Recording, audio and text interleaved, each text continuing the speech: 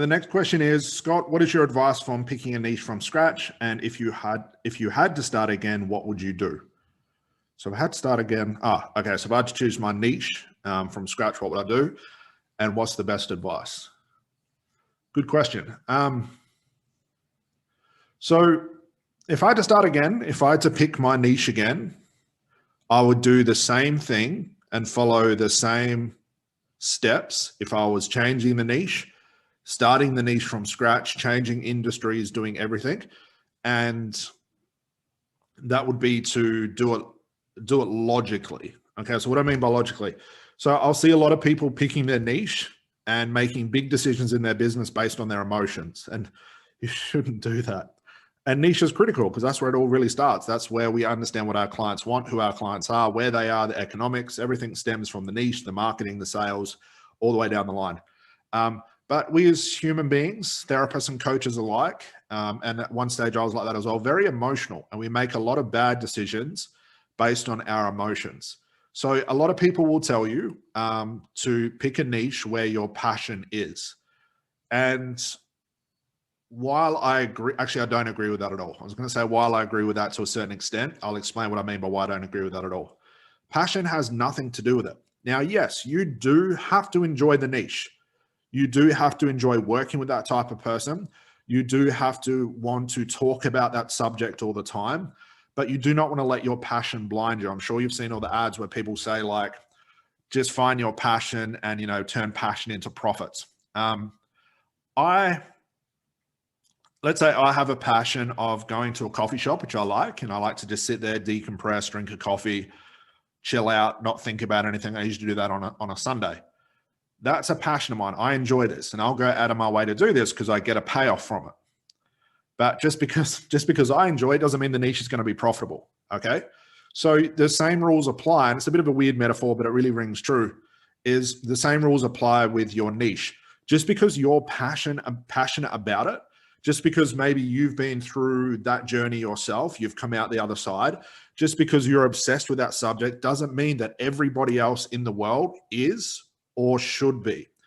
I cannot tell you how many times I speak to people that I've met 5 years ago, 8 years ago, 10 years ago at certifications and events and online, and they've talked to me. And they've talked to me following their passion, their certain type of subject or niche in the industry that wasn't working then. Then I catch up with them 5 years later and they're still trying to push this thing. Like they're still trying to make this niche work. They're still trying to push this passion. But the only thing that's different is now they're working a full-time job to support a passion project. So if your goal is to make money, if your goal actually is to not make money, just follow your passion, you sort of forget what I'm saying. But obviously you're here to grow a business. You don't want to get clients. So you've got to be very careful with passion because it does blind us. You've got to do this logically. So like I said, if I was starting again or picking a niche from scratch, I'd go into it logically. I'd look at the data. I'd look at the clusters of people. I'd look at what's hot in the industry right now.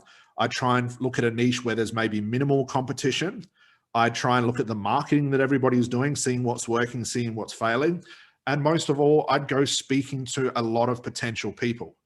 I'd summarize maybe, let's say, 3 types of niches that I was interested in, like, let's say, stop smoking, relationship issues, and let's say, I don't know, fear of driving or something like that.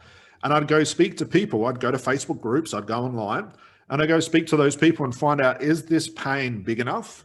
Like, is there enough pain that's going to support my prices? Is there enough people that this pain is linked to? So I've got enough clients to work with.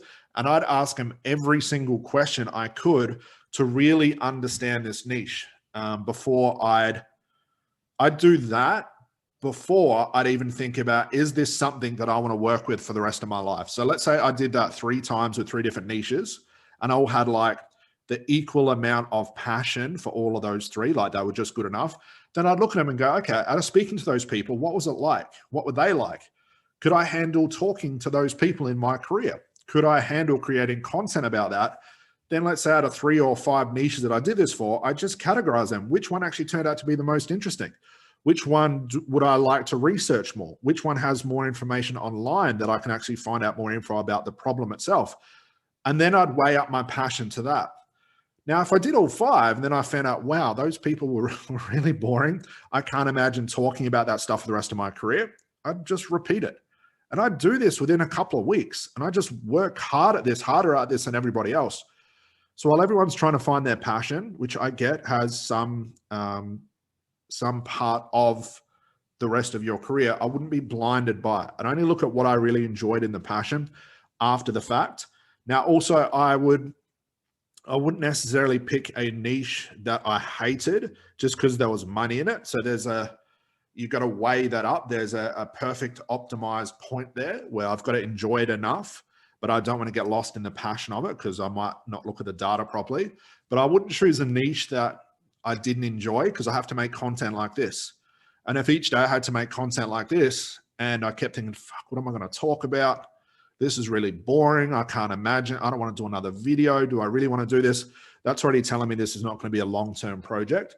So you do have to do some investigation. You have to weigh up your, you got to weigh up your thoughts around this. But my big point here is don't get blinded by your passion. Just because you enjoy it, just because you've been through it, just because you know somebody who's been through it doesn't mean it has any relation to other people in the world. So you got to be very careful of that. And I think that's the biggest block most new people in business, therapists and coaches struggle with, because they're obsessed with the passion idea. Okay, because sure, that's what the gurus will tell us. But in reality, it doesn't work like that. So that's what I'd do with that fact. If I was starting again, I'd follow that same thing. Logic first and then emotion. If I was changing the niche, logic, then emotion.